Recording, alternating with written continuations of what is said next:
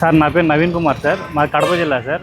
2024లో బండి పోయింది సార్. అంటే బ్యాంకుకి వెళ్ళేసి ఇంటికి వచ్చాను సార్. నైటు ఇంటికి వచ్చిన తర్వాత మార్నింగ్ లేచి చూస్తానే బండి తీసుకెళ్ళారు సార్. ఎవరు ఆల్రెడీ కంప్లైంట్ పెట్టాను సార్. కడపలో కంప్లైంట్ పెట్టింటే వాళ్ళు చూస్తామని చెప్తానే ఉన్నారు సార్.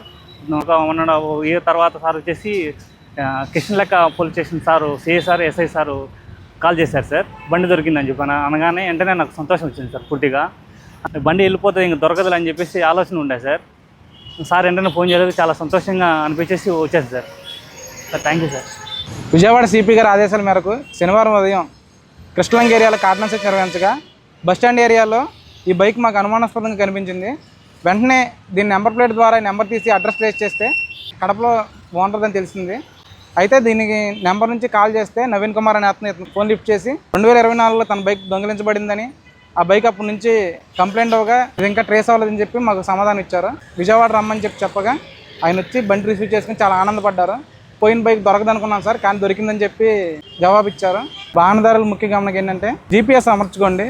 ప్రతి ఒక్కరూ జీపీఎస్ అమర్చుకోవడం వల్ల మీ బండి ఎవరిని అనుమానాస్పదంగా కదిలించినా లేదా ఎవరన్నా రాత్రి సమయాల్లో ఎవరన్నా దాన్ని కదలడం చేసినా మీకు వెంటనే అలర్ట్ వచ్చింది. ఒక జీపీఎస్ కాకపోయినా డిస్క్ లాక్స్, చైన్ లాక్స్ అనేవి కొన్ని ఉంటాయి, పెట్రోల్ లాక్స్ అని ఉంటాయి.